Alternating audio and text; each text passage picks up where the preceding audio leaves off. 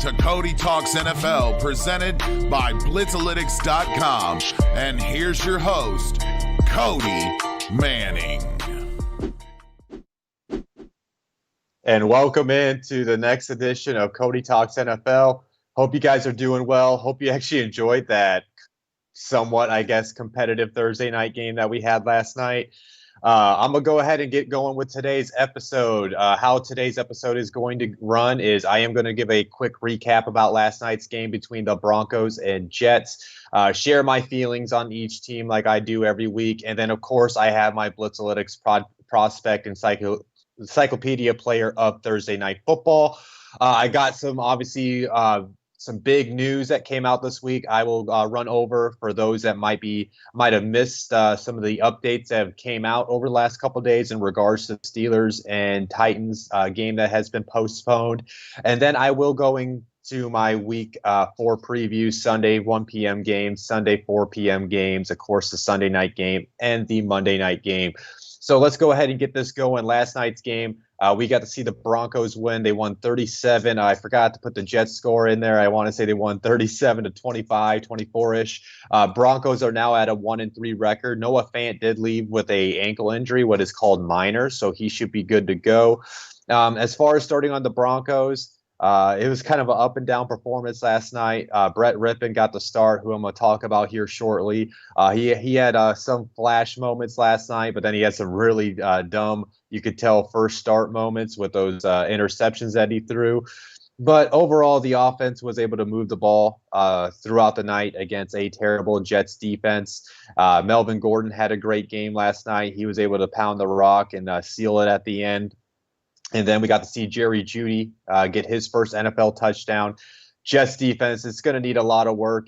Quinnen Williams made some flash plays. It's just unfortunate. The one big play he didn't make last night, he just happened to get his hands on the quarterback's face mask, so that caused that big play to get the Broncos a first down on that drive.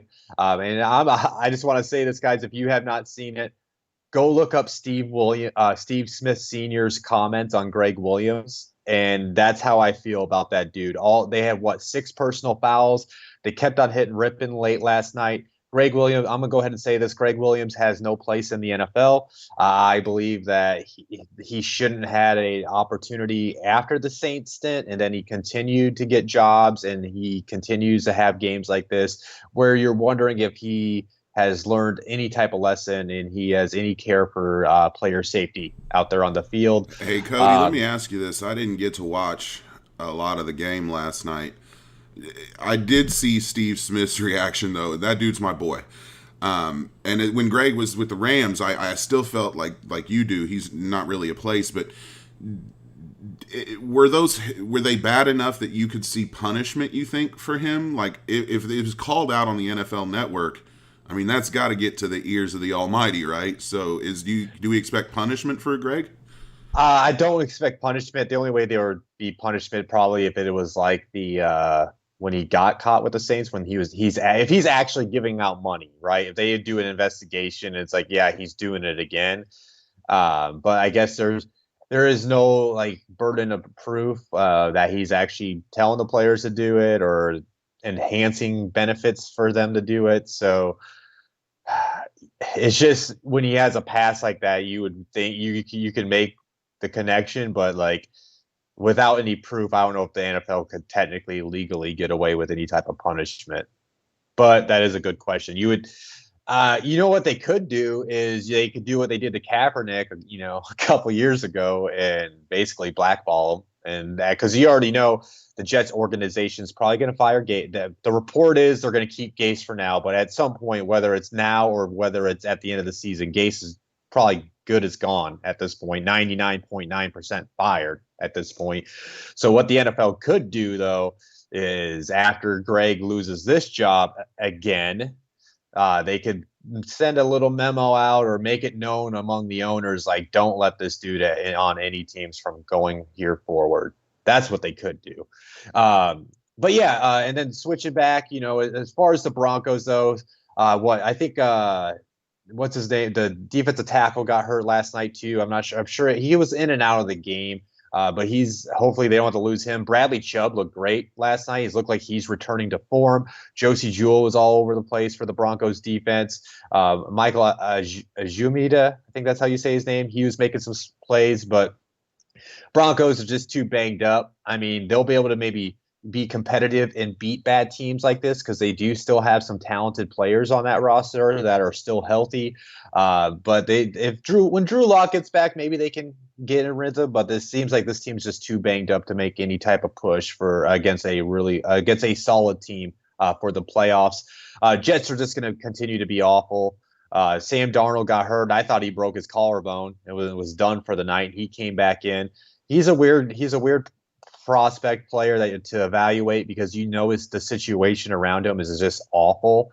We've seen a lot of players get away from Gase and succeed, and then he makes plays like that 50-yard touchdown run he had last night. Then he was making some throws, but then he also has throws you're just like, what was that? What happened to the ball there? So he's just too inconsistent for me right now. But the jury still is out. He's still a young quarterback, so we'll see if he can develop as the season goes along. Let's go ahead and wrap this up, though. I'm going to give out my Blitzletics prospect player of Thursday Night Football, and that is going to be Brett Rippon.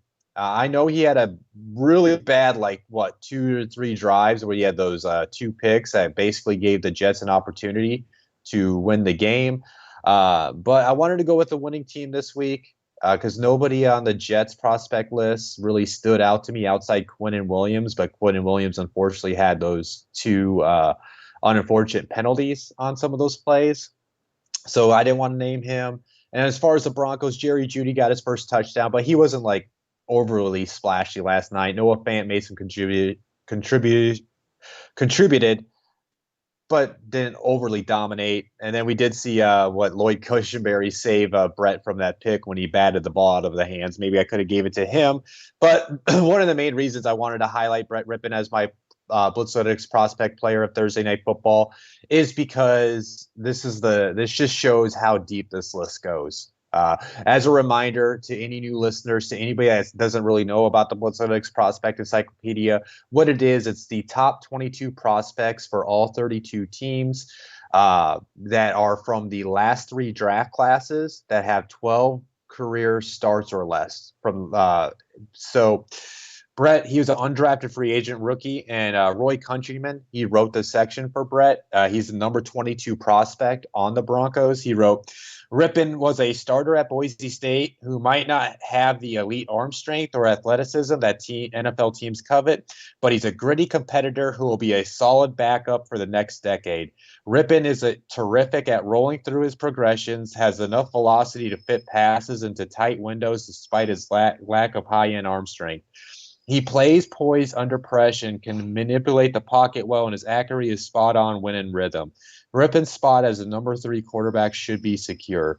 I thought Roy hit that spot on with Roy's scouting report on Rippon. Basically, that was on full last night, right? When he was in rhythm, when he made that one drive to get the touchdown, he was hitting all his throws. He looked great, right? And you also got to see the negatives that Roy pointed out, like on the touchdown pass to Jerry Jeudy. It was kind of undersold, and Jerry Jeudy had to go get the ball from the D-back. So, yeah, to me, Rippon fits that perfectly. He's a solid backup that can fill in if you need to.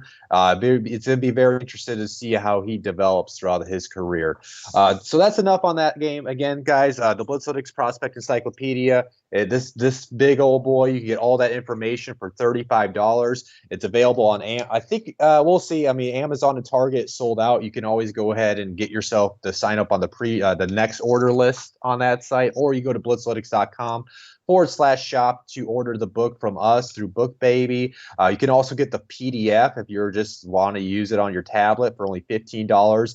And if you just want a taste of it, we do NFL individual teams for $5. So it's definitely well worth it, guys. Appreciate those that have bought the book and have been reaching out to us and giving us some reviews. Some guys that we have some high profile names on there that wrote forwards and reviews, but we're even getting more high profile names in the industry that are, sliding to those DMs and letting us know how good they are, how good the book is. So you might want to do that.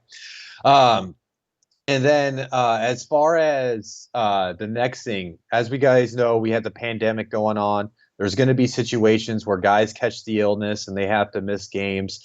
And that has happened. I'm surprised it took this long. We went through training camp in the first 3 weeks with no issues. Now the NFL has their first bump in the issue. The Steelers and Titans game, it has been postponed for now. There has been no positive test out of Minnesota, so that's who the Titans played this past week. So the plan is the Vikings and Texas game should be going on unless anything pops up between now and then. As of right now, the most likely scenario as far as when this will be moved, the NFL will move the Steelers and Ravens game from week 7 to week 8. And since the Steelers and Ravens have a bye on week 8, and then the Steelers and Titans game that was supposed to be played this week would be moved to week 7 when the Titans have a bye in week 7. I do want to say this too. I said this yesterday on the Fantasy Voyage, just so people are aware. The NFL basically has allotted out the hotels here in Tampa Bay for a month past the Super Bowl. So they understand they have a plan that if there was a need to push back the season a week or maybe add a week at the end of the year, that they can do it. It's kind of like a phantom week at this point. So I currently, who knows, this is an ever-changing thing, what's going on right now with this whole thing. Who knows? But with that being said, I feel pretty confident we're going to get all 16 games played by all 32 teams. Now, I just don't know if it's going to be on the original 17-week schedule. If things do happen again, they might have to tack in a week at the end of the year to finish all the games, and then they just push back the playoffs another week. That's very plausible. But let's hope this thing is kind of like the baseball thing when the Marlins and the Cardinals had to deal with it. If everybody remembers that, everybody thought the MLB season was on the line. And then that was just kind of a small hiccup in their season. And now they got the playoffs going on. So let's just hope it's that. A couple things. The bus driver who drove the Titans to the game last week in Minnesota, he actually tested positive, and he actually drove the MLB's Houston Astros on their trip to the playoff series against the Twins. So it's a little bit concerned. Don't worry, Astro fans or Twins fans. He has been removed right now from driving anybody. I know the MLB is following protocols. And like I do every week, if teams are on a bye week, I'll try to see if there's anything news noteworthy. Obviously, this is the biggest news noteworthy thing for me to talk about the Titans and Steelers. But as far as the Titans, it came out this morning. 2 more players have tested positive, so there's 7 players total. There's 6 staff members that have been tested. But as far as 5 of the 7 players that we know from the Titans, Christian Fulton, obviously a rookie cornerback I love, Camelia Corey, outside linebacker, Daquan Jones, a defensive tackle, Bo Brinkley, their long snapper, and Tommy Hudson, a backup tight end.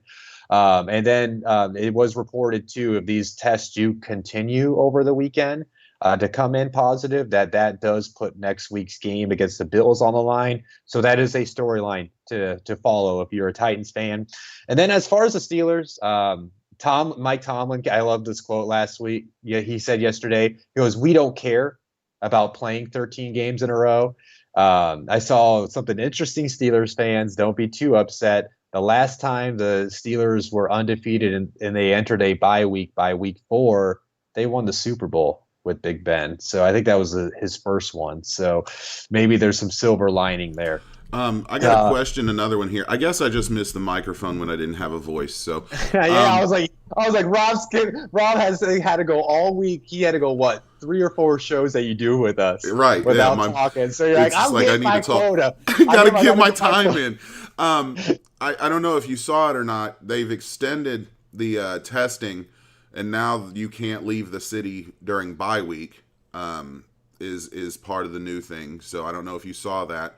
And then also, I don't know if you saw Eric Ebron's comments. I kind of wanted to hear your take on it. He's why do we Steelers have to pay for it? It's not our fault. I mean, how do you feel about that? Like, should this have just been an L? Like, we just chalk this up to an L? Because a couple more of these, football's different than baseball, man. It's a lot easier to shift stuff around in baseball. Do you think this keeps happening? We may start catching some L's here for this? I don't think no loss is just because, like I said, I think the NFL is prepared to push everything back a month. if they need to. I think they will, at worst, add the games at the back end of the season. I understand why Eric is upset. He does now have to miss his child's birthday. I don't know.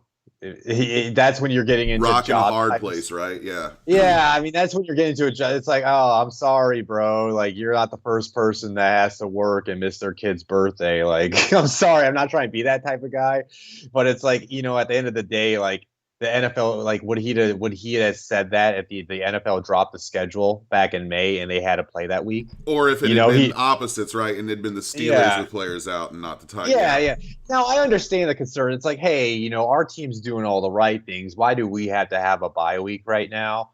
I understand it, but it's this. Hey, it's life, man. Shit happens. Like you just gotta. That's why I like Mike Tomlin's quote. We don't care.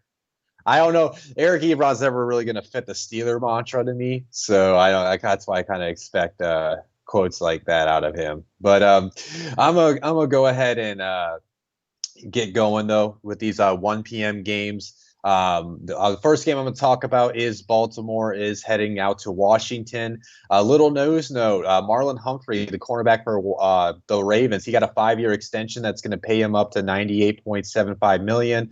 It puts him around $19.5 million per year. So he's a top 5 NFL cornerback in terms of money per year. And then as far as that, Ian Rappaport did report $66 million of his deal is fully guaranteed, and he will see $37 million by March. So, Marlon Humphrey, if you ever want to slide a stack my way, feel free to. Now I'm gonna go ahead and get into these injuries. I'll just go ahead and stick on the Ravens side. These 3 players have not practiced this week. Ronnie Stanley with a shoulder, Derek Wolfe with the elbow, and Anthony Levine with the abdomen.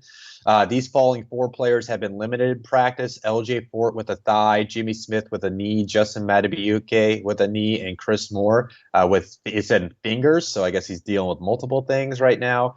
On the football team side, sad to see this. Matt Ioannidis is done for the year with a torn biceps. He's a sneaky good defensive lineman in the league, and that will hurt them. A couple guys, Chase Young with a groin and Steven Sims Jr. with a toe. Those 2 guys have not practiced this week. Following guys have been limited: Terry McLaurin with a thigh, Cole Holcomb with a thigh, with a knee, and Morgan Moses with a hip. I didn't put this in the script; it literally came out this morning, but I just came across my mind as well. Ron Rivera and the offensive coaches apparently have met with Dwayne Haskins. They want him to understand the playbook better. So it seems like he's kind of on a thin leash, kind of like what we saw with Trubisky. And if he doesn't improve, there may be some changes at the quarterback position. Now, no, I do not know if that will be Alex Smith or if that will be the Kyle Allen, the other quarterback. I almost forgot his name. We'll see if Smith can get out in the field. Other than that, guys, let's talk about this game. Ravens offense obviously was a very major disappointment last week against the Kansas City Chiefs. We expected more production out of them to show that they can keep up with those high-flying offenses. But this seems like a get-right type of game for the Ravens to bounce back. And I totally expect it, especially with Ioannidis being hurt, especially which I think they already pretty much have reported that Chase Young is expected to miss this game. So this just seems like a game that Lamar Jackson's going to run all over that Washington defense. They'll get J.K. Dobbins, Ingram, and Gus Edwards like they have been. I think all 3 of those guys will be heavily involved. And maybe they do try to work on some things on the pass game to try to further some development there. So when they do meet teams like the Chiefs later on in the season, they got those type of things fixed. I do expect Baltimore's offense to move the ball pretty easily against this defense, especially with the injury to Ioannidis and with Young expecting to miss this game.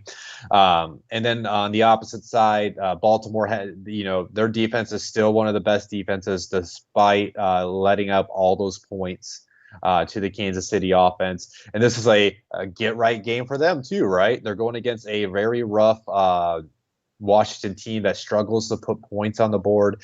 Scary Terry McLaurin's like their only legit threat right now in the passing offense, and he's banged up on the injury report. So that doesn't help. Dwayne Haskins is a up and down quarterback. He has moments he looks good, and he has moments where he looks terrible. So they're probably going to take advantage of that and the poor offensive line in front of him. I probably a lot of sacks, probably a lot of turnovers. So I expect Baltimore to pretty much win this game by at least a minimum of 10 points. So I think the Baltimore Ravens end up walking out with let's just say like they do bounce back on the offense. They win like a 35-21 type of win for Baltimore. And then I'm going to go ahead and get into this next game. The LA Chargers are traveling out to the Buccaneers. A little fun news note.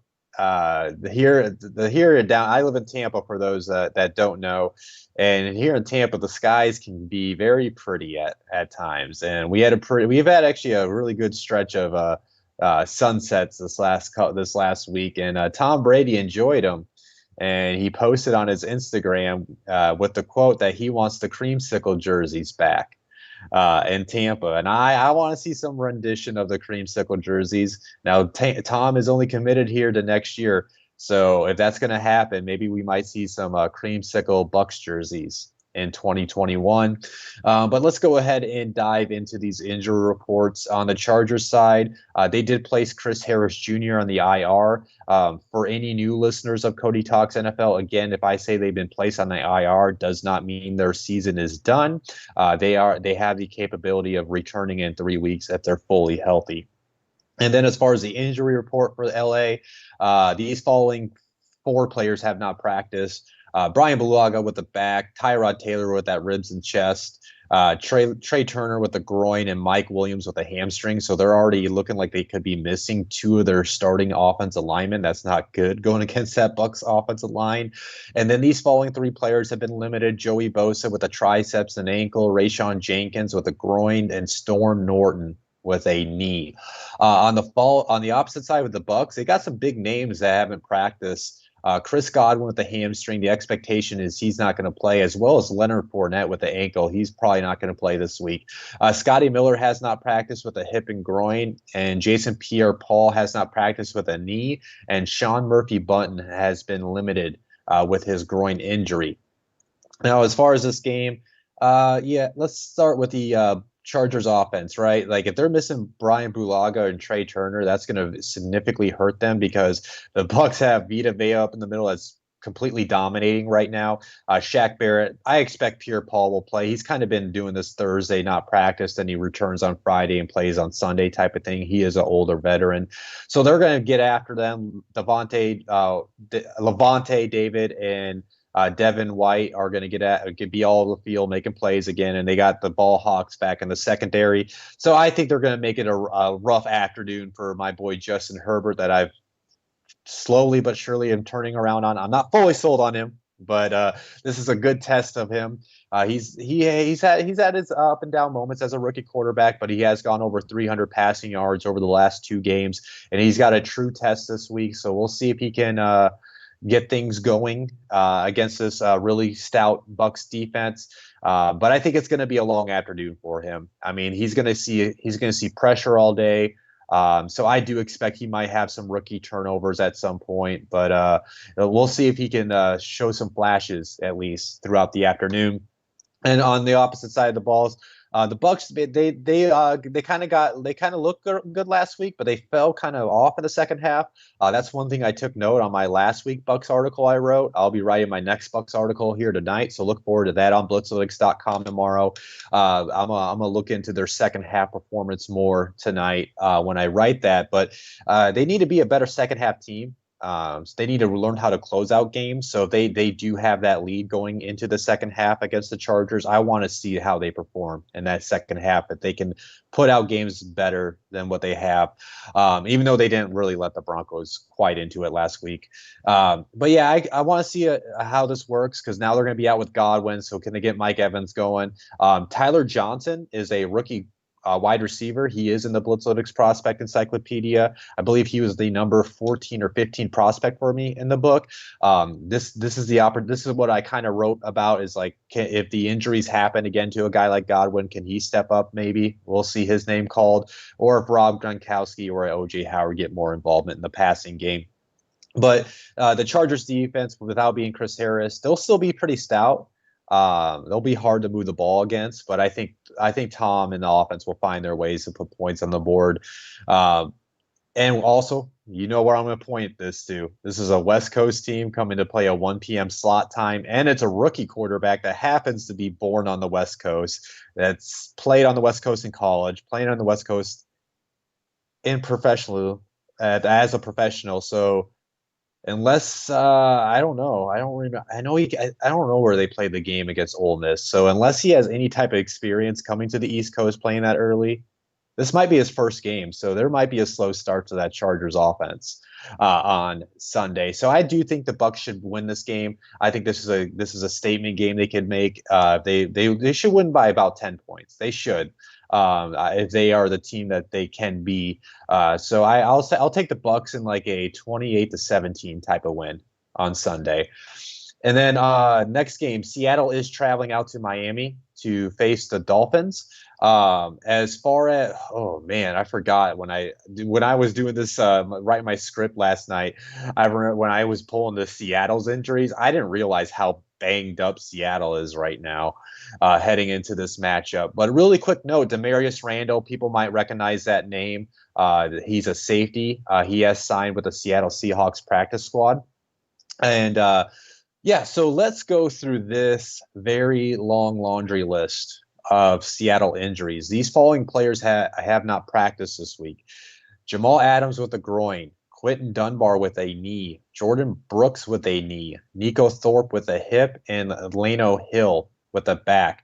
And then these number of players have been limited in practice: Dwayne Brown with a knee, Benson Mayowa with a groin, Poona Ford with a groin, Chris Carson with a knee, Shaquille Griffin with a shoulder, Carlos Hyde with a shoulder, Damian Lewis with an ankle, Mike Ayupati with a knee, and Cody Barton with a quadriceps. So, man, it's very surprising that they were able to squeeze out that win against Dallas. And maybe that makes a lot of sense why Dallas climbed back the way they did, is because of how many injuries that this Seattle team is dealing with at the moment. On the Dolphins side, though, really quick, Tua Tagovailoa, he has not practiced this week. He's dealing with an illness. And then Byron Jones has been limited with a groin and Achilles, and Kayvon Frazier has been limited with a shoulder. Even though, despite all those injuries, I do expect the offense to keep on moving. Russ is completely cooking right now. But if the Dolphins can get Byron Jones back, that's going to significantly help their secondary. They do have one of the better sets of corners in the league. If not it's definitely a top 5 as long as Noah I continues to develop throughout the season. So they do have Byron Jones and Xavier Howard if they want to match up those guys on Tyler Lockett and DK Metcalf.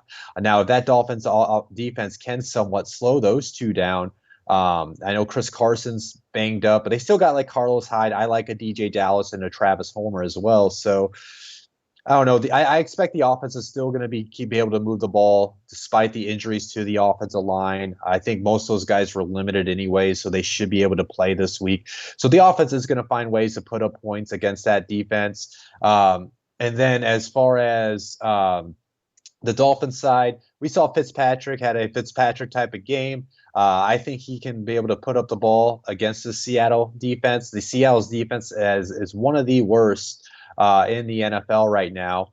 And as far as the injuries, right? Jamal Adams is hurt. Shaquille Griffin is banged up.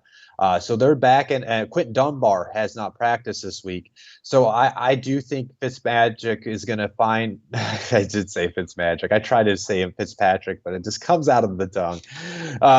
Yeah, so I think he's going to find ways to get the ball to Devontae Parker, Preston Williams, Mike Gesicki. I think they're going to be able to find ways to move the ball. So I had mentioned this on the Fantasy Voyage. I believe this is I think it's Adam Kaplan from ESPN that's on the Schefter podcast. I believe he brought this up this week. You guys know I say it every week about the West Coast teams that come to play this 1 p.m. slot time typically struggle. But he actually pointed out this week that in the last 9 matchups for Seattle to play that 1 p.m. slot time, they are undefeated. They are 9-0 in the last past matchups. Does that end this week? I mean, all those injuries. Russell Wilson really likes that number 9, Cody. 9-0 in that. He's 9 of 9 with 9 touchdowns when targeting the end zone this season as well. Dude is just outpacing everybody for MVP. Yeah, yeah, and I think he's gonna see. That's the thing. I think he's going to continue that. I do say though, the 1 p.m. slot time with these injuries, it smells fishy to me. Like it's setting up for like a Seattle letdown, right? Like they're going to start off slow, maybe this Classic game. trap game, right? Yeah. Yeah, yeah. This is a classic trap game. Like I could definitely see Miami having the lead at some point of this game, but at the end of the day, you just said it, Rob. Russ is playing at an MVP type of level. So, like, even if the Dolphins have a lead, I think they find a way to storm back and win it. So, I'm gonna pick I'm gonna pick the Seahawks, but like you guys just kind of heard, I think the Dolphins are actually gonna have a chance in this for a weird reason. I think they might have an opportunity to win it at the end of the game. I'm gonna say a Seattle squeezes in a win over this Dolphins team. I say the Seattle wins like a 28-24 type of win against the Dolphins. So let's go into this next game. Oh, talk about two disappointing teams from the playoffs last year. Minnesota is, as long as this game happens now, right? But it sounds like we're good to. Sounds like we're pretty much close in the clear at this point of the week. Minnesota is traveling down to Houston to face the Texans. No, as far as the injury reports, let's start on the Minnesota side. The Vikings, Mike Hughes, he's been missing practice with a neck that hurts for me. I loved him since the draft process, but he's been dealing with injuries for his first 3 years in the league. Cameron Dancer, limited with a rib. Chris Boyd with a hamstring, and Udo, their lineman. I'm not even going to try to pronounce his first name. He's been limited with a finger. On the Texans side, all these players have been limited in practice. Zach Cunningham with a groin, Will Fuller, surprise, with a hamstring, Charles Omenihu with a knee, Lonnie Johnson with an illness. I'm definitely going to butcher this guy's last name, Cullen Gillespie with a hamstring, PJ Hall, and Peter Columbia. People, if you ever hear me pronounce your last names that are weirdly spelled with all these vowels, I'm sorry. With a hamstring. All right, guys, let's go ahead and get into this. Texans offense, they kind of showed potential of what they could be last week against the Steelers in the first half. Deshaun was on point, but then he kind of fell off in the second half. The offense did end up struggling to move the ball in the second half against the Steelers, but they do have a kind of can get right type of matchup against the Vikings. The Vikings defense has struggled throughout the year. I mean, it's a very young set of cornerback group that is already missing the most experienced guy in Mike Hughes over the last couple weeks. Cameron Dancer missed the last couple weeks, but he's limited this week, so maybe he can get back. That can help out that defense. Ngakwe has played very well, though, for the Vikings over the past couple weeks, and we'll see if he can take advantage of the I'll say the Texas offensive line has been all right this year. Titus Howard has shown some steps as a offensive lineman, and they still got Laramie Tunsil. But Yannick Ngakwe, to me, is a top 5 edge rusher, so he should be able to have his moments where he can get after Deshaun and get him out of the pocket. But I do think there's a little bit too many holes in that interior of the Vikings defense. Them missing Anthony Barr is going to not help them stop the run. So maybe David Johnson has a couple times to get loose. So I think the Texans are going to find moments where they're going to move the ball pretty easily down the field, but they might have moments where they stall because maybe a Ngakwe takes over and gets after Deshaun Watson. And then, of course, you got the Harrison Smith, the old veteran that can sneak out a pick when he needs to.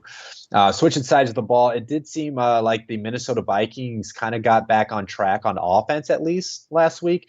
Dalvin Cook had a career high in rushing yards. Justin Jefferson had his breakout game for the Vikings, and that's what they need to do. They need to get their number one pick involved in the passing offense, and that's what they did. He went off, I believe, 175 yards last week.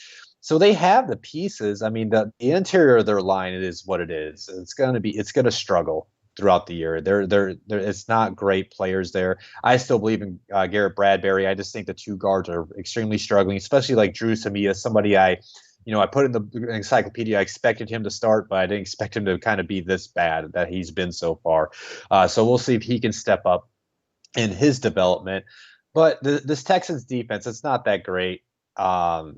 I think they're going to be able to find ways to move the ball on the ground, get the ball to Jefferson, get the ball to Thielen, maybe get those tight ends involved, and they're going to find ways to move the ball up and down the field. These teams are kind of somewhat similar, right? They have some pieces on their offense where that allows them to have explosive plays, but they also have missing pieces on those offenses units that cause them to struggle at times. And same thing could be said on the defenses. Like they got like Zach Cunningham, J.J. Watt, and Justin Reed, and then you look at the Vikings, and then Yannick Ngakoue, Eric Kendricks, Harrison Smith. So, but they got holes everywhere, like in corners and stuff. So this is like setting up for a shootout type of game, back and forth. Which offense is hot? I think what it's going to come down to is which offense is in flow in the fourth quarter and who has the ball last. I think it's going to be a back and forth shootout type of game. Who has the ball last? I trust Deshaun Watson over Kirk Cousins. So I'm going to pick the Texans to win this game. I would not be surprised if the Vikings pull it off, though. I'm going to say the Texans win a shootout like 35-31 on Sunday. And then I'm going to go ahead and get into the next game. New Orleans is traveling out up to Detroit to face the Lions. A little note on the Lions front, they did waive Ty Johnson, their 2019 sixth-round pick this week.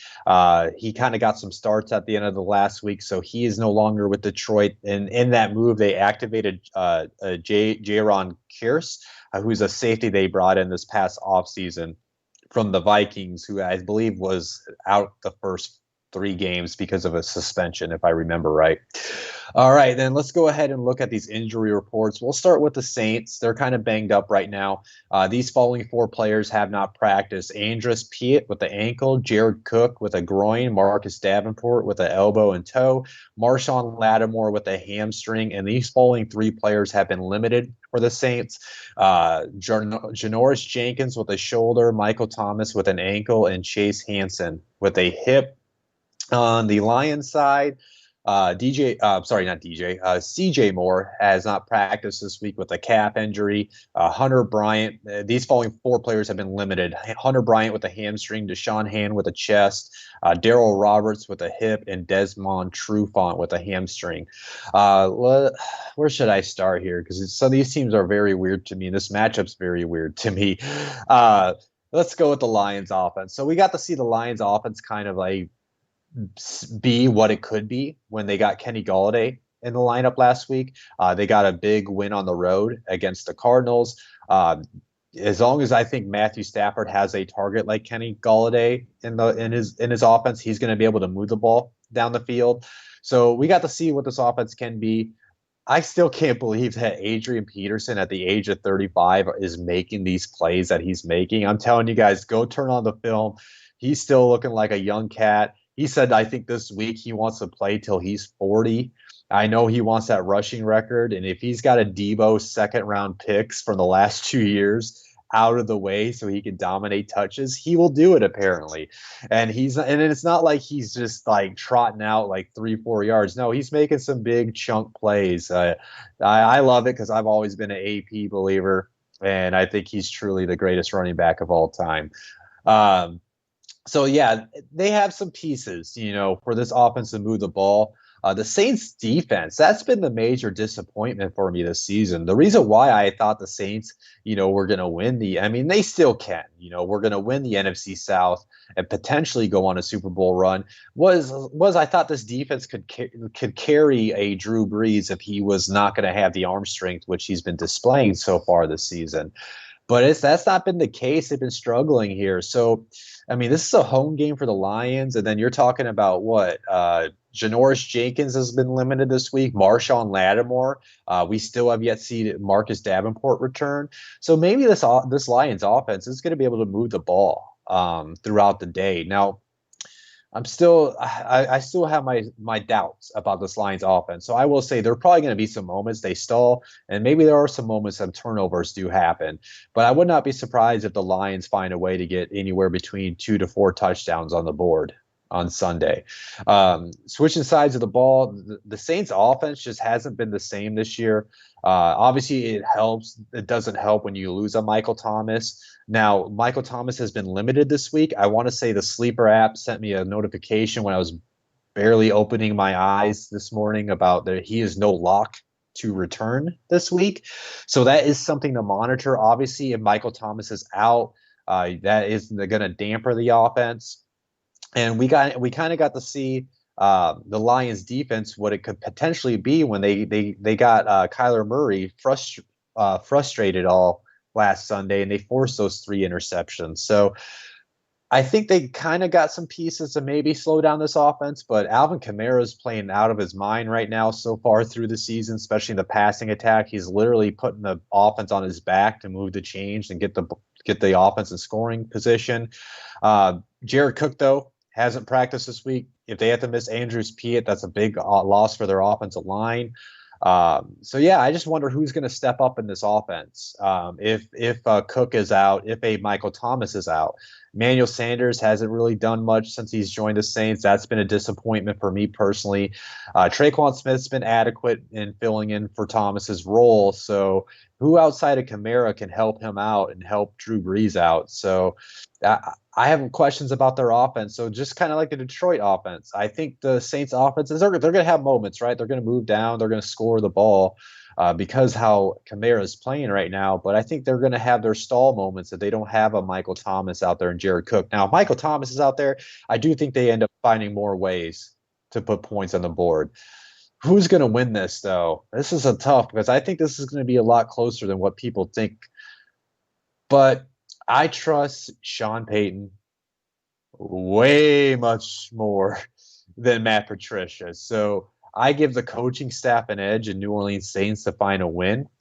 But like I said, I think this is going to be a little closer than what maybe some people think. I don't know what the people out in the desert have it on this spread, but I'm going to say the Saints win let's say they win like a 28-24 type of win for the Saints. And then I'm going to go into this next matchup. I'm kind of somewhat sneaky excited about this matchup, but the Cleveland Browns, they're traveling down to Detroit to face the Cowboys. It's a kind of a laundry though list of injuries for the Browns. These following 4 players had not practiced this week: Kareem Hunt with a groin, Adrian Claiborne with a hip, Tay Davis with an elbow, and Ronnie Harrison with an illness. And these players have been limited: Joel Bitonio with the back, Jacob Phillips with a knee, J.C. Treader with a knee, Olivier Vernon with an abdomen, Denzel Ward with a groin, Greedy Williams with a shoulder, and Odell Beckham with a back injury. And then the Cowboys, DeMarcus Lawrence has not practiced with a knee this week. And then Trevon Diggs has been limited with a shoulder and knee. And Tyron Smith is practicing this week. We'll see if he can play. He's been limited with a neck injury. As far as like this game, this is an interesting matchup, but I do think the Browns' injuries probably end up catching up to them if a majority of those guys do have to miss this week. Let's start with the Cowboys' offense, though. Dak Prescott has been playing pretty well at the beginning of the season. He's been putting up the ball through the air. That helps when you got playmakers like a CeeDee Lamb, Michael Gallup, and Amari Cooper. Ezekiel Elliott's still back there for that Cowboys offense. Obviously, if they get Tyron Smith, that will be huge for them this week, especially because Myles Garrett has been playing pretty well for that Browns defense. And if there's no Tyron Smith, that's going to allow a Myles Garrett to get after Dak Prescott and frustrate him all afternoon. And this Browns defense, as long as they got Myles Garrett, they're going to be able to be in games. Obviously, Denzel Ward needs to be out there. We'll see if Greedy Williams can make his return. I noticed that Mack Wilson was not on the report this week. So to me, I guess that he should be back in that starting lineup. So that helps their linebackers out. So I think they're going to have their moments where they can maybe potentially get after Dak, but I think that with the Cowboys being that 1-2 record, their backs are against the wall already kind of early in the season. They took it to the Seahawks last week. They almost squeezed out that win. So I think they're going to try to ride out how they performed in the second half of that game into this game. I think the Cowboys offense are going to find ways to move the ball against this Browns defense. There will be moments, though. I think they have some stall opportunities. Maybe the Browns can find a way to get their hands on the ball and create those turnovers. But I think the Cowboys offense is going to find ways to get the ball to their 3 wide receivers, and then of course feed Zeke as much as they can and get him involved in that passing attack. On the opposite side, though, the Cowboys defense, it's going to need a lot of work. It's easy to move the ball on them right now just because of how many injuries they have had to deal with. We'll see if DeMarcus Lawrence is able to maybe practice today and maybe get in on Sunday. But they might be facing the Browns offense at the right time. Kareem Hunt hasn't practiced all this week. Joel Patino is banged up. J.C. Treader is banged up. And Odell Beckham apparently is banged up with this back injury. So they might be facing this offense at the right time, but the offense has been gelling, has been improving for the Browns. So I think because of the weaker defense of the Dallas Cowboys, they're going to have their drives where they're going to be able to move the ball too. They still got Nick Chubb, even if Hunt can't play this game. Nick Chubb can carry the load. So I think Nick Chubb's going to have a big game against Dallas. I think Jarvis Landry kind of bounces back in this game. I think they're going to get maybe Austin Hooper a little bit more involved in the passing game as well. And I think this is one of those back and forth games, jab for jab, and who has the ball type of last, who can perform the best in the fourth quarter to get the win. So with Dallas being home, and with Dallas having less names on that injury report, I'm leaning towards Dallas finding a way to win in the fourth quarter, especially with how they have been performing in the second half of games. They just need to get off to a better start in the first half. So if they can maybe put together a strong first half and put together a strong second half, there's maybe a sneaky chance they could dominate this game. But I do think the Browns find a way to keep it competitive, always be within a score. To either tie it or take the lead. So with that being said, though, score prediction, Cowboys win. I do think maybe it's more of a lower scoring game. I could see this being like a 24-20 type of win for the Cowboys. Next game, Cincinnati Bengals. And Jacksonville is traveling up to Cincinnati. Kind of scrolled down my script too fast there. And let's see, there's no news. As far as the injury report, for the Jaguars, these 2 players have not practiced. Brandon Linder with a knee, Avery Jones with an ankle. And then these following 4 players have been limited this week. DJ Chark with a chest and back, Quincy Williams with a core, sorry about that, guys, with a core muscle injury. Stephen Hashka with a knee, and Daniel Ikuali with an ankle. Bengals, Logan Wilson has not practiced this week with a concussion. These 3 players have been limited. Mackenzie Alexander with ribs and hamstring, Geno Atkins with a shoulder, and Michael Jordan with a knee injury. As far as this game, this is a pretty interesting matchup. Because Jacksonville, they're coming off that rough loss against Miami. Gardner Minshew kind of came back down to earth last week, but he is going against a weaker defense in the Bengals. So this can maybe be a get-right type of game for Gardner Minshew. They'll try to get that running game going because the Bengals defense has struggled to stop the run this year, but that's also because Geno Atkins has not played. They're one of the actually, yeah, he is the best, still their best defensive lineman. So if he can get in there, even if he's a little banged up, that should be able to help them stop the run. But I do think there's a little bit too many holes. The defense is still coming along in Cincinnati. So there's going to be opportunities for this Jaguars offense to move the ball through the air. Hopefully they get a DJ Chark. I know my fantasy team hopes they get a DJ Chark back this week. And then he can help them stretch the field. Because you notice that's one thing I did notice that they missed with DJ Chark being out last week is that big play, that big threat type of ability by him. Everything was kind of short and intermediate routes that were getting ran by the rest of those Jaguars wide receivers. So if he does play, I think that can open up things for the Jaguars offense, and I do think they're going to find ways to move the ball on that Cincinnati defense. But I do also have my doubts about that offensive line in Jacksonville as far as some pieces, especially with Brandon Linder being hurt. So if Geno Atkins can return, this Bengals off front defensive front, they do got some guys that could potentially get after Gardner and create some sacks all afternoon. Switching sides of the ball, though, you guys, Joey Burrow, man, he's still learning and developing. I just want him to stay healthy. Put an offensive line in front of him, please, this offseason, Cincinnati. But I think he's keeps on getting better every week, and he's showing poise. He's showing moxie. He's keeping teams competitive. This is what I said prior in the offseason when I did my season preview this past week, that I thought the Cincinnati Bengals was going to be a feisty team, despite whatever their record is throughout the year. They have proven to be that so far, and I think they're going to continue to do that. They should have almost won that game last week against the Eagles, but they did end up tying. But with this Jaguars defense, here's the thing: if you go look at they got some playmakers, right? Or they got some good guys like Josh Allen, Chase on. CJ Henderson's shown he can be a playmaker at this level. They still got Miles Jack and Joe Schobert. But like I said earlier in the season, after that Colts loss, like that defense is still suspect, just still allowing easy passes.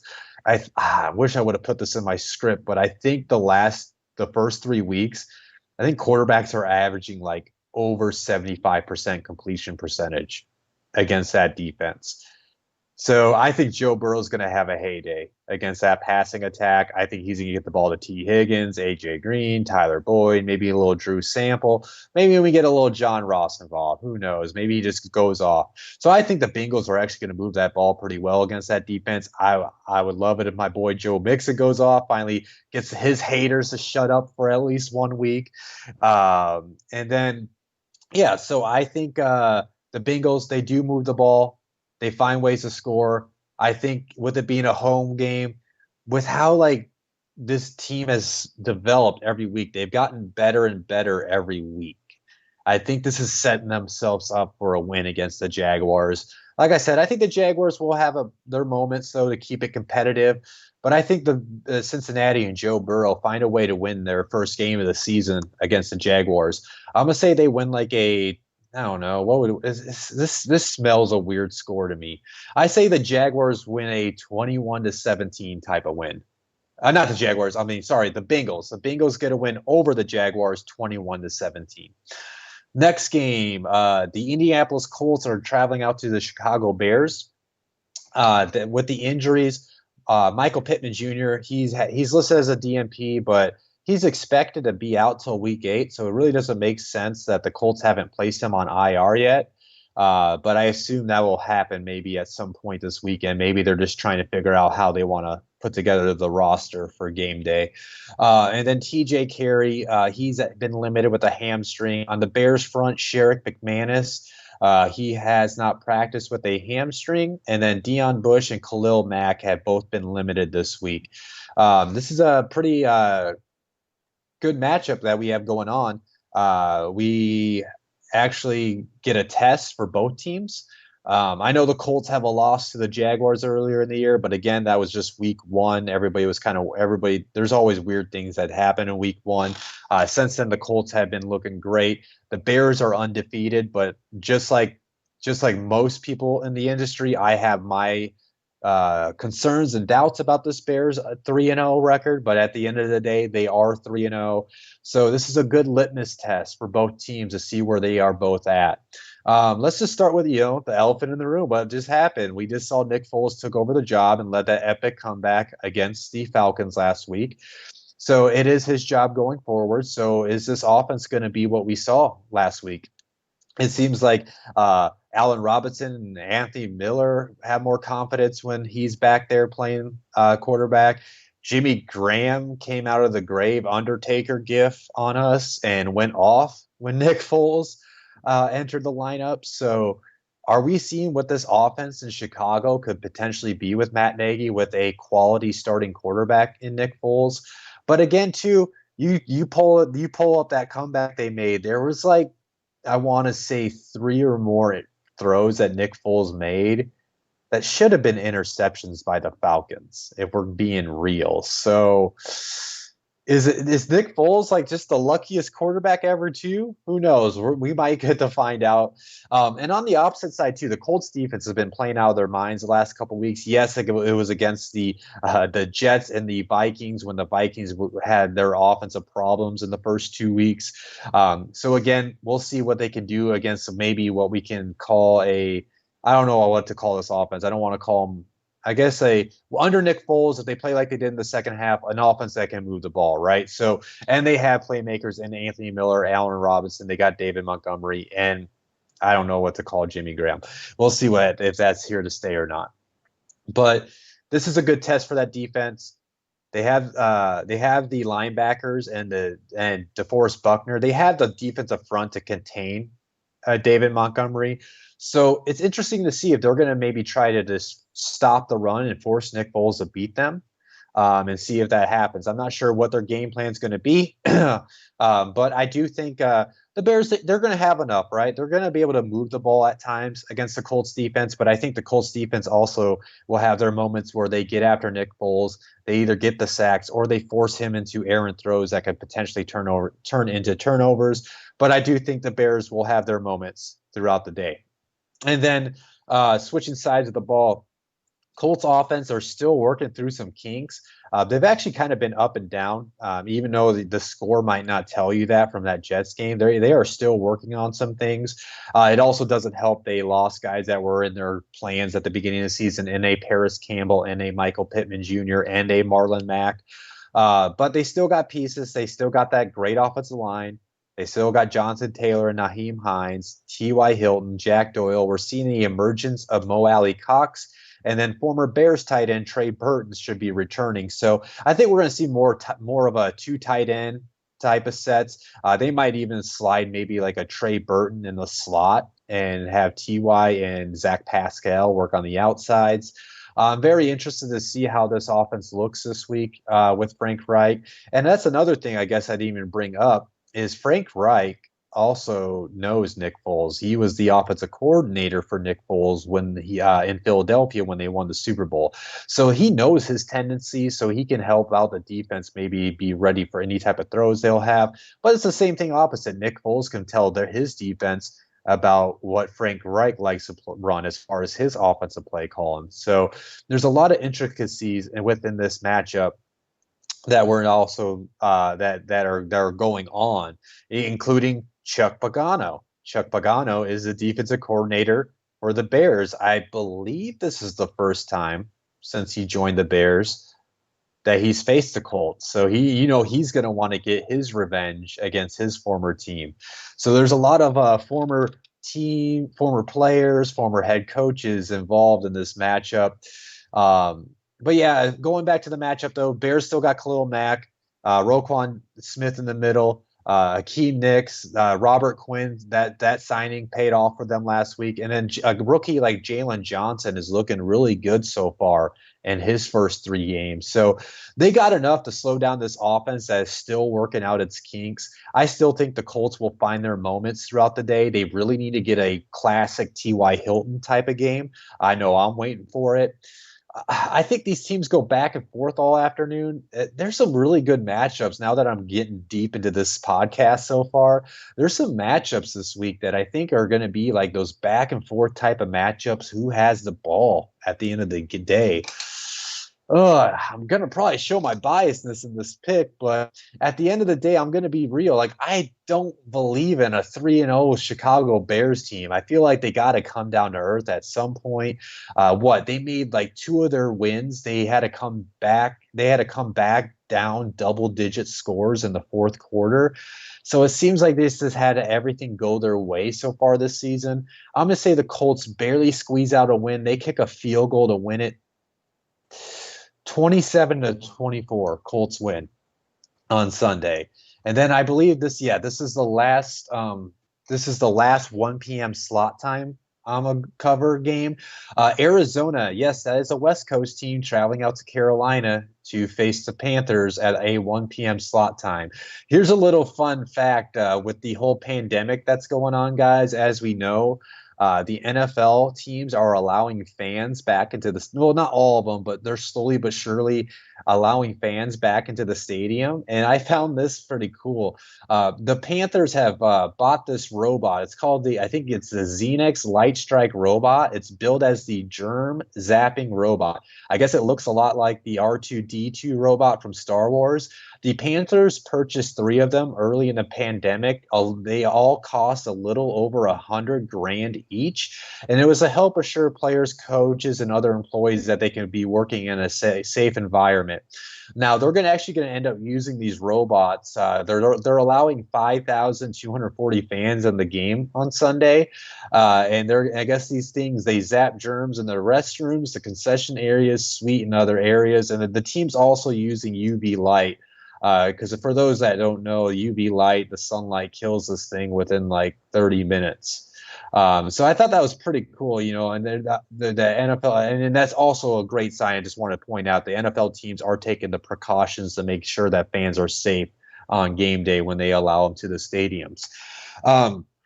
A little note on the Cardinals front. They're dealing with a lot of injuries right now. TJ Ward, if you recognize that name, the former Broncos safety that last played with the Bucks, I believe in 2017, he signed with the Cardinals practice squad. But let's go ahead and get in these injuries and talk about the game. On the Cardinals front, these following 5 players have not practiced this week. Budda Baker with a thumb, Chris Banjo with a hamstring, DeAndre Hopkins has not practiced this week with an ankle injury, Devon Kennard with a calf, Tanner Vallejo with an illness, and these following players have been limited. Mason Cole with a hamstring, Dennis Gardeck with a foot, Christian Kirk with a groin, and Drake Kirkpatrick with a head injury. And then on the Panthers front, Etor Gross-Matos with an illness, and then Russell Okung has not practiced, and then these guys have been limited. Russell Okung with a groin, Jeremy Chin with a hip, Dennis Daly with an ankle, and Darius Taylor with a hip.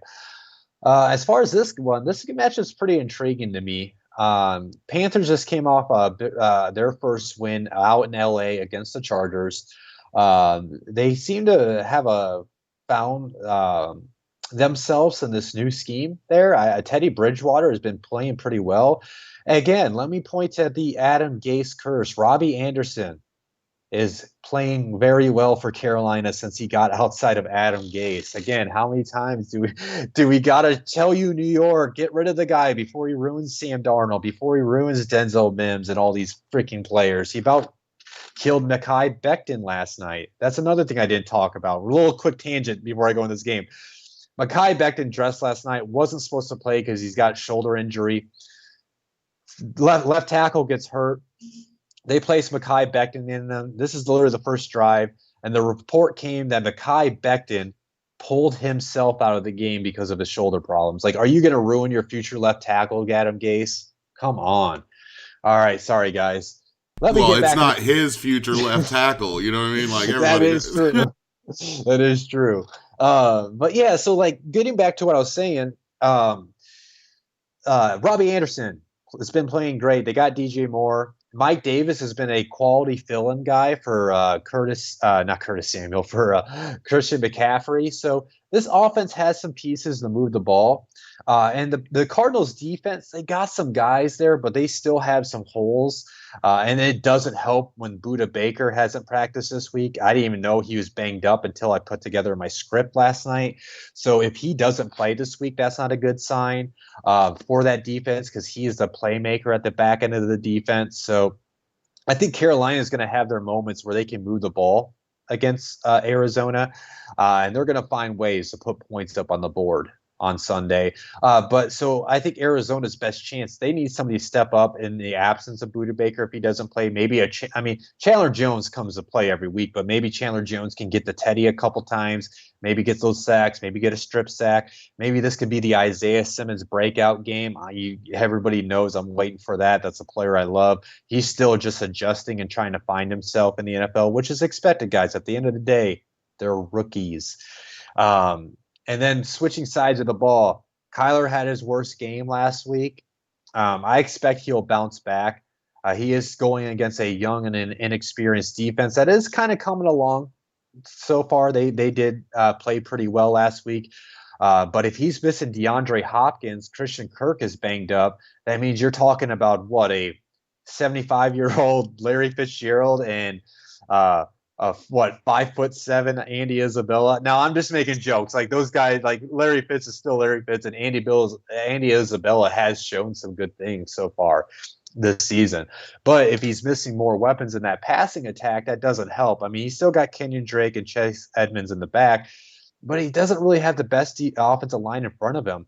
Derek Brown and Kawan Short can command the middle, and Brian Burns is looking really great in year 2 for Carolina. So, and Brian Burns has got the speed to chase down. I don't know if he can catch up to him because Kyler's got those quick feet, but Brian Burns is a very fast, athletic defensive end that can get after a Kyler Murray. So, yeah, it's going to be, I think, though, at the end of the day, Kyler Murray's, his feet can extend plays, can extend drives. They're going to find ways to move the ball, even if DeAndre Hopkins doesn't play. Who do I? Man, I don't know how I feel about this game because I want to pick Arizona, but Arizona, again, guys, I'm always going to point out to it. Arizona is a West Coast team coming to a 1 p.m. slot time, so they could get off to a slow start to start this game. And then if you're talking about a Buda Baker, who's a big time playmaker, DeAndre Hopkins, who's a big time playmaker, if those two guys cannot play, that's going to lead to struggle opportunities for Arizona. So I think this is going to be a back and forth type of game. And I don't know. I think Carolina pulls off the upset. I do. I'm going to go ahead and pick Carolina in this game.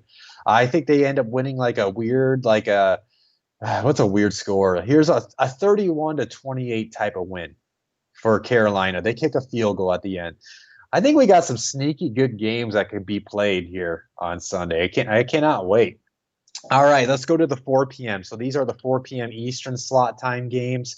The Giants are traveling out to the Rams. Man, I've been so disappointed in Daniel Jones this year.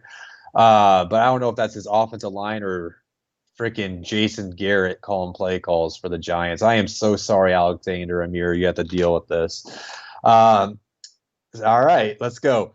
Giants, Jabril Peppers have not practiced this week with the ankle injury. And then Adrian Colbert and Julian Love have both been limited with their injuries. On the Rams front, Cam Akers, he has not practiced this week with the ribs. Again, I think I said it in last week's episode, when you got a running back committee that has players that actually can sustain and be successful with more touches, you can put guys to the side for a while. So I'm not surprised they're letting Cam Akers get fully healthy before he returns.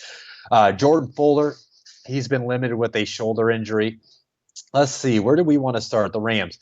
Sean McVay, man, this is why I was saying throughout the summer, you never want to doubt Sean McVay. He's a true head coach, guys. Like I'm not saying he's Bill Belichick, but he's like a Pete Carroll, right? Like, doesn't matter what their team looks like and what the roster looks like, they're probably going to make their team competitive year in and year out. And they might not make a Super Bowl every year, but they're probably going to have a shot at the playoffs, if not make it to the playoffs every year.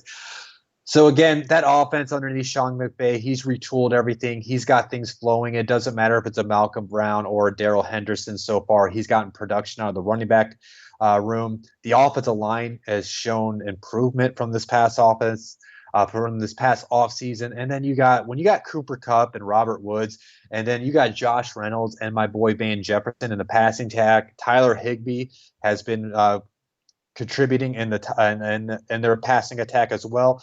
They're always going to make things make things work. I mean, we got to see it last week. Yeah, they kind of had stutter opportunities with the turnovers and everything, again, the first half against the Bills. But they got things clicking, and they about won, if not, I'm not trying to go in the debate about the pass interference, but they could have the opportunity to win that game against Buffalo last week. And then the Giants defense, man, it's got a lot of room to work. They don't have a consistent pass rush. I like Leonard Williams, and not Leonard Williams. I like Dexter Lawrence, who's shown he can be a player in this level. And I like the combination with him, with Leonard Williams. But they don't have enough consistent play on the edge outside. Marcus Golden maybe every once in a while can get them a sack. And then I don't like their linebackers there. Not a big fan of Blake Martinez. And then their secondary just is too young. But James Bradbury has been playing outstanding this year for that defense. But there's just too many holes in that defense. Sean McVay is going to find ways to pick apart that defense, and they're just going to move the ball and put up points throughout the day. Now, if we switch sides of the ball, you guys already heard me. Daniel Jones is just continuing to turn the ball over. I thought he was going to fix that. And then it doesn't help that he just never gets the full set of skill players that they have in New York to surround him.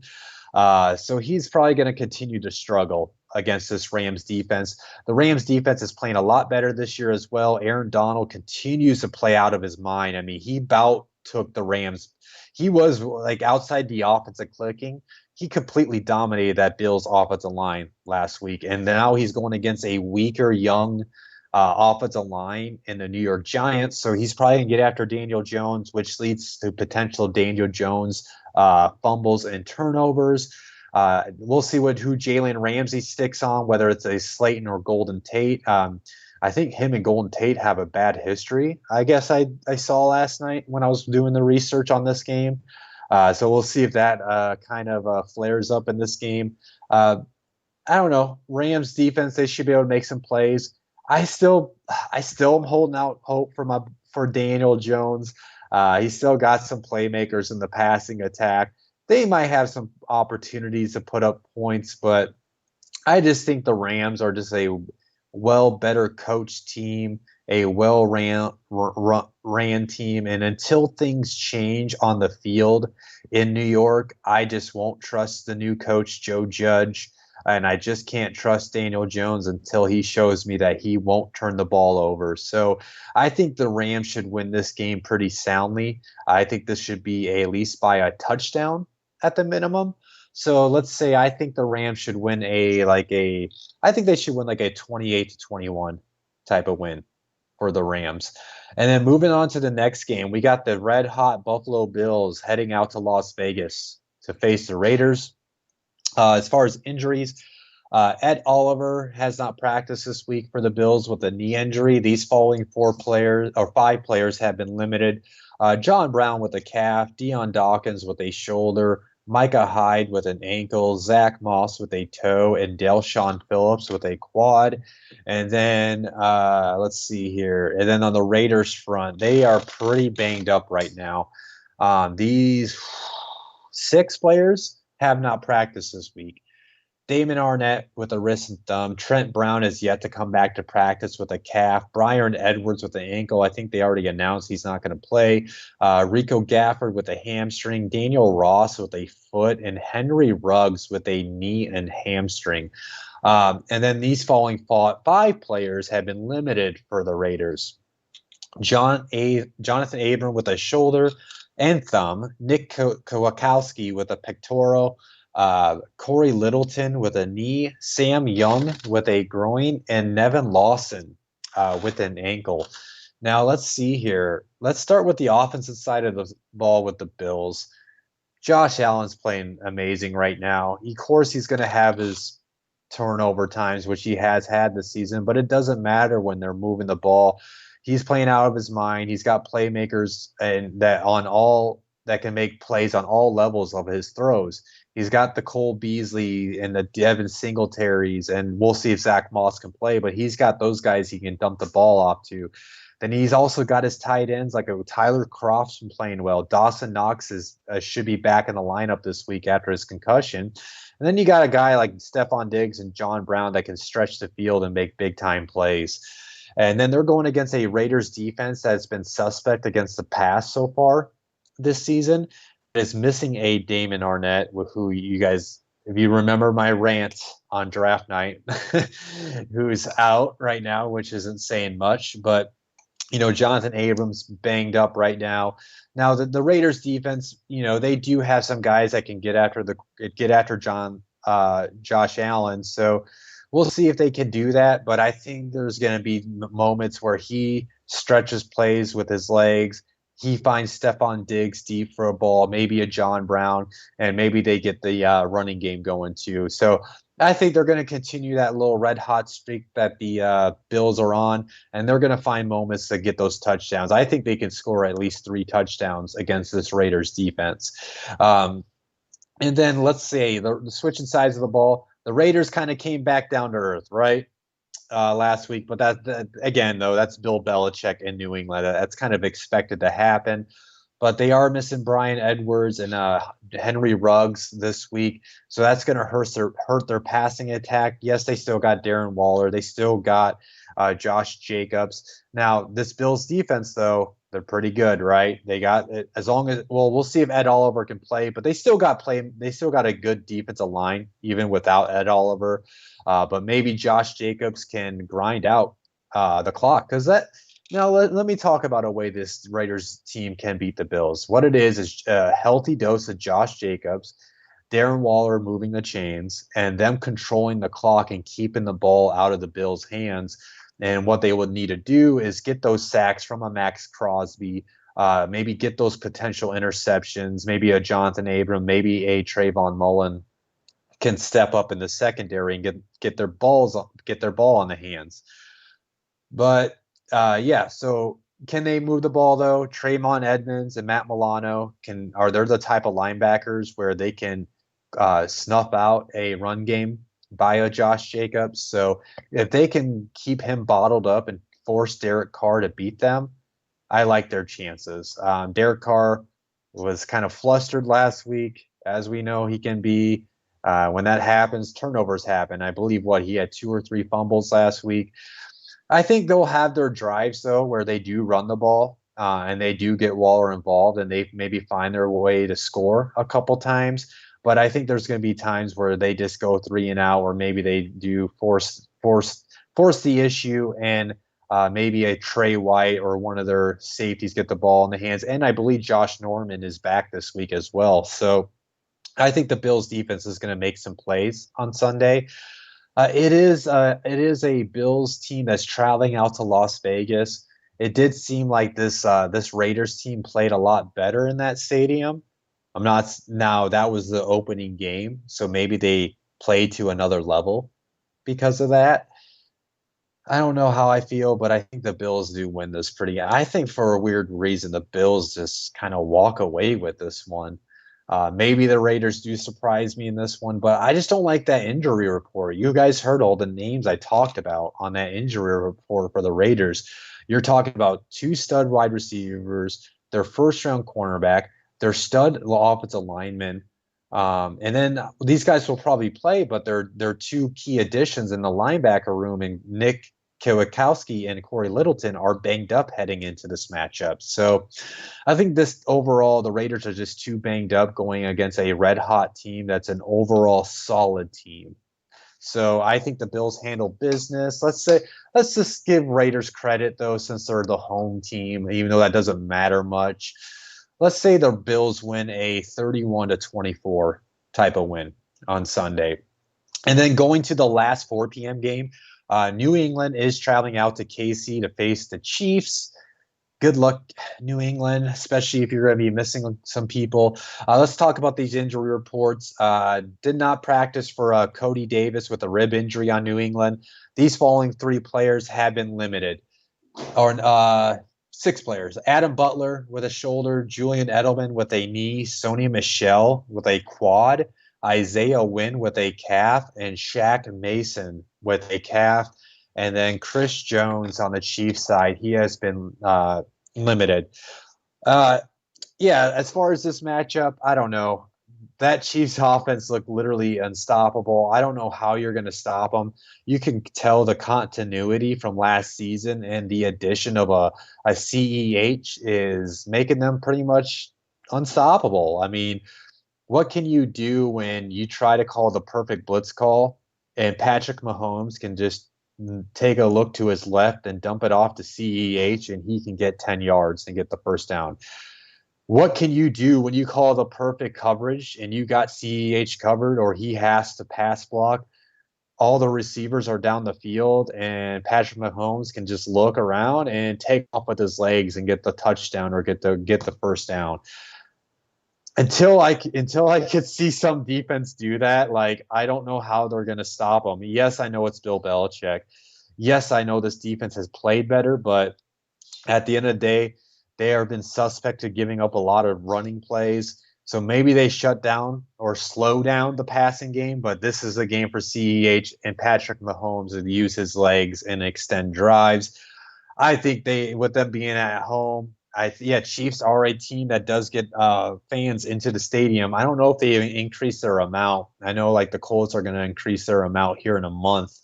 But either way, we heard that crowd kind of get loud in that opening game against the Texans. So I think KC's offense eats alive this Patriots defense. And then when you switch sides of the ball, this is where this game's going to have to be won.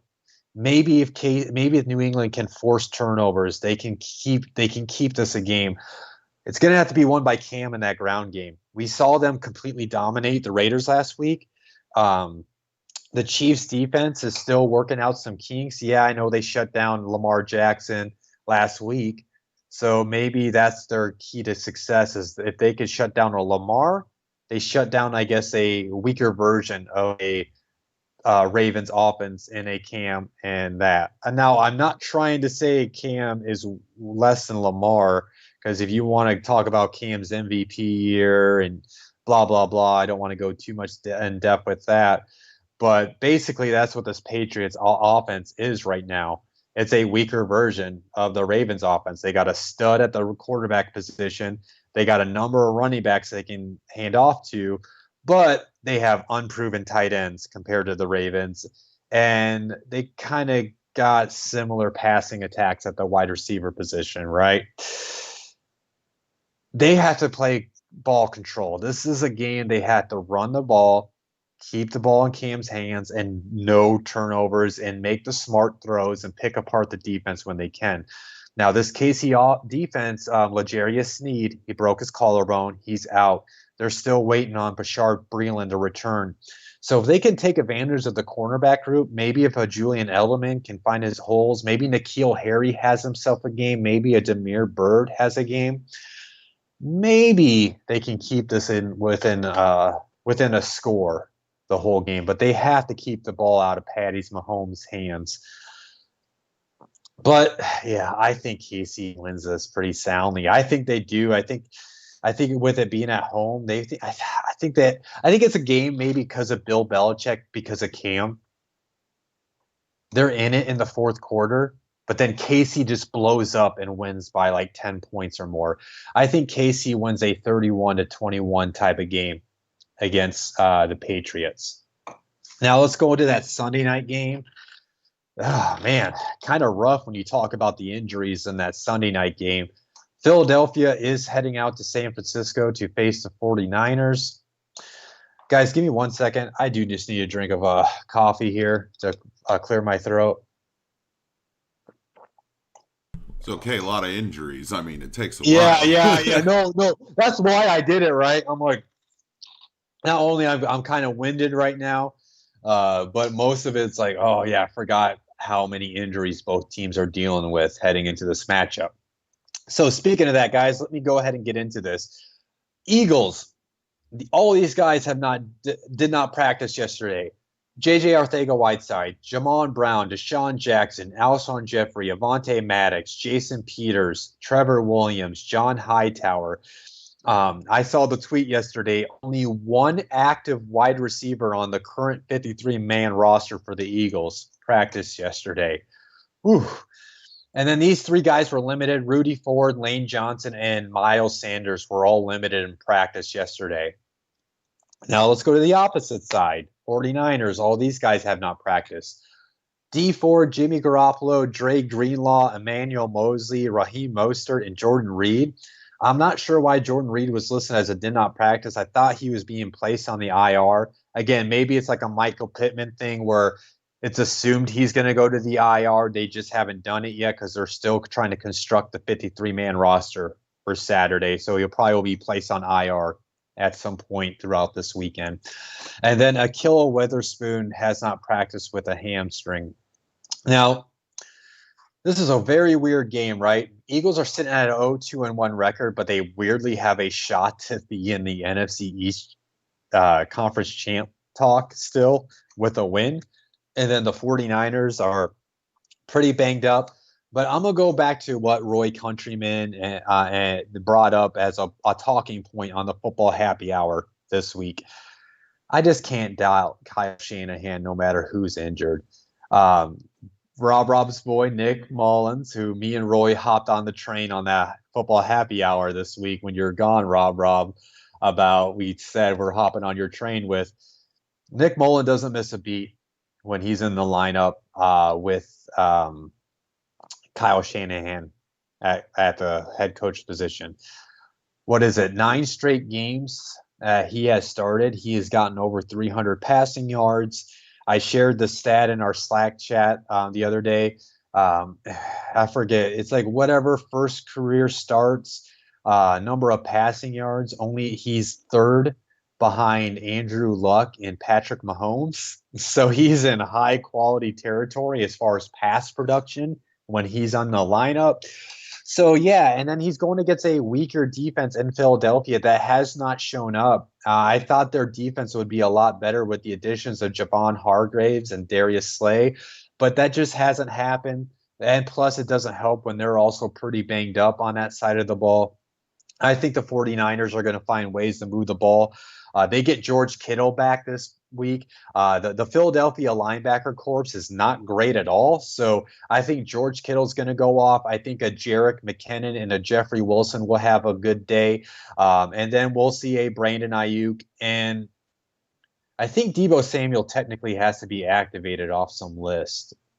But I know he's practicing. So watch out for that. That's something I should have looked into. I forgot about last night. But if they do get also a Deebo Samuel back this week, that's going to help out. But Brandon Ayuk did emerge last week, so they have enough to move the ball. Kyle Shanahan is just an offensive genius, so I think he finds ways to move the ball throughout the night and put up points on the board. And then when you switch sides of the ball, even though the 49ers defense is missing a lot of people's, our boy, Blitzlytics boy, Javon Kinlaw has been completely outstanding in his first 3 games as a rookie. So he's able to get after the quarterback in a Carson Wentz against a banged up offensive line. And even though the 49ers are dealing with their injuries, they still got some solid linebackers in Fred Warner and Quan Alexander, and they do got some guys in the secondary that can hold their own against like I already talked about, a extremely banged up wide receiving corps. Dallas Goedert is on the IR, and they already got a kind of up and down performance throughout the year from Zach Ertz. So it's a hodgepodge offense going on right now in Philadelphia. I know their backs are against the wall, so you could argue like this is, of course, going to be the one game where everybody's going to pick against them, and they're going to show up on a Sunday night football game. But there's nothing that they have shown for me to believe in, especially after that tie. They gave into a tie last week. That's unacceptable in my book. I think Kyle Shanahan finds a way to move the ball. There's just too many stutter opportunities from the Eagles. I think that will happen to the Eagles. So I do think the 49ers find a way to win. Maybe their injuries do catch up to them in this one. Maybe the Eagles find a way to bounce back in this one. Maybe Carson Wentz shows himself, but I don't know. He doesn't look the same anymore. So I think the 49ers find a way to win this game. Maybe the Eagles do keep it in a shot because it is a backs against their wall type of game. One win puts us back in the NFC East talk somehow type of game. So maybe they do keep it close, but I think the 49ers do win at least by a touchdown. I say they win like a 24-17 type of win for the 49ers. Now let's go ahead and get into this Monday night matchup so we can get you guys out of here. Dang, man, the freaking injuries that are going on right now. All right, so the Atlanta Falcons are traveling out to Green Bay to face the Packers. Here's a little pandemic related little note as far as how NFL teams are trying to keep fans safe. It said that this is for the next game for the Falcons, but the Mercedes-Benz partnered with a Lucid Drone Technologies. They're getting disinfecting drones to sanitize areas at their stadium. The drones are going to use electrostatic spraying nozzles for even distribution of medical grade disinfecting chemicals. That includes an inhibitor that prevents bacteria and virus from adhering to surfaces without leaving residue. The non-toxic hypochlorous acid solution is in compliance with the EPA standards, according to the company. Technology, bro. Isn't it crazy? But yeah, it's cool to see those type of things that the NFL teams are using, and not just NFL teams. That's a great sign for the future of this whole thing that our country is dealing with. That we have some technology, we have some things that we could use, so things could slowly but surely get back to normal. Not only in the NFL world, but just in every industry world, so we can all get back on our feet as a country. So it's pretty cool to see. Let's talk about injuries, though, guys. I've kind of already hinted at it. Falcons are extremely banged up heading into this one. But remember, like I say every week, the Monday night games, this is only one report. I don't really read into the first day reports because teams like to give their players a rest on Wednesday if they're dealing with ticky-tack injuries. So just watch out for today's report and then look out for the final report tomorrow on these teams. But let's look at it from the first day. These following players did not practice on the first day: Ricardo Allen, Younghoe Koo, Calvin Ridley, Dante Fowler, Keanu Neal, Grady Jarrett, Tack McKinley, all didn't practice. These guys practiced in a limited fashion. Russell Gage, Julio Jones, Caleb McGarry, Foy Olakon, and Jacob Tuoti Mariner. I think that's how you say his name, with an elbow. And then go to the Packers side. For the listeners of the Fantasy Voyage, I do apologize. I literally talked this guy up in like 3 different segments, I think. Alan Lazard is out indefinitely for the foreseeable future. He had core muscle surgery last night. So he is done for at least a little bit. I'm sure they'll be placing him on IR at some point this weekend. And then this is a practice report for the Packers. These 3 guys did not practice on the first day: Josiah DeGuara, Christian Kirksey, and Mercedes Lewis. And then these following players were limited: Devontae Adams, Kenny Clark, Rashawn Gary, Randy Ramsey, and Zadarius Smith. All right, so as far as this game, guys, I'm probably going to be very quick with this one. Packers are red hot on offense. It doesn't matter who's out there, but obviously if Devontae can't go for whatever reason, but signs are good that he is practicing. Alan Lazar will be out, but they still got MVS. They got a Jay Sternberger. At the end of the day, they got Aaron Jones, who's playing out of his mind. They still got Williams, the running back, and maybe they even get an A.J. Dillon involved. And when Aaron Rodgers is playing at the type of level he's playing at, it really doesn't matter who you have on the ball, because as long as you can get any type of separation, he's going to drop the ball in the bucket for you. Falcons defense is just awful, and on top of awful, they're all types of banged up. Aaron Rodgers is going to go off against this team on Monday night. And switch sides of the ball. The Falcons offense has been moving the ball, but this Packers defense is kind of sneaky good. They got Jaire Alexander, Darnell Savage. They got the Smith brothers up front. Their linebackers, though, if they're missing Christian Kirksey, that's their weakest point, as I always say every week, I think, at this point in the first 3 weeks of the season. So maybe a Hayden Hurst can go off. Maybe they can get the run game going with Todd Gurley and Brian Hill. And obviously, we'll see if Julio Jones can return in this matchup. I think we'll hopefully see Calvin Ridley return. I know my fantasy team really needs him to return. Like I said, maybe Calvin out of the week, and he'll practice today and tomorrow. So that's something to monitor. So they got the playmakers maybe to make this a shootout type of game. We've seen them put up points, but then they just fall flat in the second quarter. So if that happens again, they just got to find a ways to close out games. I'm sorry, though. I just cannot trust the Atlanta Falcons right now. When you give up two-digit leads in the back-to-back weeks, I just can't trust you until you prove it on the field. I think the Packers walk away. They're at home. I think they completely dominate this game. Maybe Atlanta has a moment where they can put up some points, but and try to storm back in a comeback effort. I actually think it'll be opposite this week. I think it'll be the Packers that jump out to the early lead against Atlanta. It'll be on Atlanta comeback. They'll probably fall short. I think Packers should be able to win this matchup against Atlanta with the way they're playing by at least a touchdown. I think the Packers should be able to win like a 35-28 type of win against Atlanta. So that is the episode. We are at the portion of the show, guys, though, where we do some Rob, or fan questions. And Rob, I got the questions right here. I can address them, and then you can hit me with a question if you got it. Perfect. All right. Let's. Is this a good trade?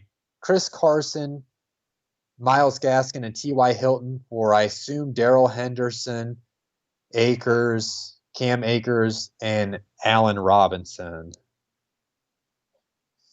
Ooh. I don't know if I really agree with trading for two running backs from the same team. I can understand it because Allen Robinson could potentially pay off for you as a wide receiver one now that Nick Foles is in the lineup. And then you're just basically betting on that you have control of one of the guys that will dominate the touches in the running back's backfield, but you're also assuming that will happen. The opposite side of the trade, Chris Carson has been producing. He just had a stupid injury that a player caused him, but it sounds like he's good to go. Gaskin's a guy that was on my waiver wire targets, and I think T.Y. Hilton's going to eventually bounce back. He just had an unlucky sun got in his eyes. He dropped a bomb touchdown a couple of weeks ago, and they didn't have to throw the ball against the Jets. If I was on either side of that, I would rather have Chris Carson, Myles Gaskin, and T.Y. Hilton over a Henderson, Akers, and Allen Robinson at that point. That's just my opinion. Rain Normsy asks, someone dropped Cam Akers. Should I pick him up? If you got somebody on your bench and you would rather have Akers and you want to hold on to Akers until potentially Akers can have the role later in the season, yes. Right. It's speculative, right? You're not picking Akers. If your goal is to pick up Akers and roll him out, no, sir. Like, I cannot advocate for that. He's not going to play this week, right? He hasn't practiced all week. Right. So if you pick up an Akers off the waivers right now, that literally means, and I have spots like this on my rosters. Usually I try to have spots like this, but when injuries happen, it makes it difficult to deal with. So it does depend on the league size and everything. But if Akers is out there on the waivers and I have a spot where I have a speculative addition on my bench, yeah, like you're betting on that. It's like when I say with Akers, I'm saying like past week 8, like later in the season, like it's going to be like another probably 4 weeks before he takes over the role. But you never know. Like Darrell Henderson could get banged up. Akers returns to the lineup next week. You know what I'm saying? It's the NFL. Stuff like that happens. He is just a pure speculative if you can afford him on your bench at this point. And Rob, do you have a question for me before we wrap this up? Yeah, I mean, this is just early speculation, like, because obviously Twitter world's blown up with the Gase has to go mess, right? But do you have any early indications as to, who you'd like to replace Adam Gase? I think at this point, even Adam knows he's gone. Is there a guy on the tip of your tongue who you think fits and could finally bring the Jets out of this shithole they've been in for years? Well, I do. I am on board with everybody else that Eric Bieniemy, the KC offensive coordinator, definitely deserves an opportunity to be a head coach. So he's the first name that comes to mind. Now, listen, I don't know Eric Bieniemy, so I don't feel right saying what I'm about to say. But I do feel like the Jets need like a true CEO. They do need like a culture change type of person that can come in and get the organization back on track. Now, I don't know who that is. Like the next wave of hires, I don't know who that could be. Could maybe Brian Daboll from the the Bills, his offensive coordinator, maybe a Greg Roman, but obviously if you bring in a Greg Roman, I don't know if Sam Darnold fits his type of scheme. You know, Darnold's got that sneaky athleticism, as they would like to say about white quarterbacks running for 50 yards Yeah, and a right. touchdown. He scuttled down the field last night. Yeah, he's a first in, first out type of player in the locker room. Um, so yeah, it also depends too. Like, does the ownership want to give Darnold one last shot? You know, because he's still like the second youngest quarterback in the league. I think Roy mentioned the other day. So there's a lot of factors into it. I do think they need a culture change. Something that keeps on hitting my head. I don't know if I feel comfortable saying it because he flamed out last time he was in the NFL. And he's kind of been up and down since he joined the college ranks. But maybe like a Jim Harbaugh, if he wants to get back in the NFL, just because look at what happened. Like the 49ers were mediocre for a very long time. And then when he joined the 49ers, he turned them back into the 49ers that we used to know and took them to the Super Bowl. It's just that he's a hard-headed coach, and his type of coaching style doesn't always work in the NFL. So he kind of grew old in San Francisco, which led to his firing. But that's what I mean, like a culture change, a shock change that they might need. But I don't know if he would be a great fit in New York for that type of media. So that's another thing you got to talk about too, right? The coach they bring in, don't they? Not only they need like a maybe more of an offensive-minded head coach like an Eric Bieniemy that can maybe potentially fix a Sam Darnold if that's the path that Joe Douglas and the ownership wants to go on. But they also need a guy that can deal with the New York media. But those are some names that do come to my mind. Maybe we can get a better idea when we get towards the end of the season. Bieniemy feels right, so you know the Jets won't do it because that's just what the Jets do. Right. Exactly. And then other than that, guys, thank you guys for tuning in. A little late today, but again, that's why we always say the 10 to 11 hour for the Cody Talks NFL show, because either it's me trying to wake up from coffee, it's technical concerns, because YouTube, they can never be just straight with us. But again, thank you guys for tuning in to Cody Talks NFL. Again, guys, where did I put it? I talked about it, the Blitzerix Prospect Encyclopedia. I will literally jam this down your throats every week on my social media platforms because you should have it. Look how great it is, guys. All these scouting reports, all 32 teams. You can get to go know the next wave of players, especially with all these injuries happen. That hard copy is only $35. It's basically a textbook of information. Again, PDF is $15. Individual teams are PDFs are $5. To get the PDFs or our book, go to blitzlytics.com/shop to purchase that book. It is also available on Amazon and Target. They are just, I don't know, as last time I checked, we sold out of the pre-orders on there, but you can sign up to order the next wave of books that will be shipped to them shortly. And then Blitz, also make sure you like this video. Make sure you subscribe to our YouTube channel so you do know when we go live with any of our shows. Just so if anybody's a Steel City Sun listener, I'll just go ahead and give out a shout out to my boy. He's not doing the show tomorrow, not only because he's got real life work, but Steelers aren't playing this week, so it actually kind of works out for him. And then we got the football happy hour where me, Rob, Roy, and Jack on Tuesdays at 9 p.m. Eastern. I'm sure we were a lot more entertaining than that debate that went on this past Tuesday, so make sure you tune in for that. Me and Rob, based on the voice that we're hearing today, we should be back on time next Wednesday between the 10 to 11 hour on Wednesday mornings. So please make sure you do subscribe to our YouTube channel so you know when we go live with our shows. But of course, if you miss any of our live shows, if you don't want to watch the video, if you don't want to look at this ugly face, you can always get the audio version. It always hits at some point. Usually it's within 24 hours following the live edition of the show on our Blitzlytics podcast network. We're on all streaming platforms, Spotify, iTunes, Stitcher, iHeartRadio, Podbean. I mean, you could go on. From the top platforms to the bottom platforms, our podcast network hits there, SoundCloud, you name it. Other than that, I'm going to go ahead and get out of here, guys. Hope you enjoyed the episode. I'll be back next week. Blitz out.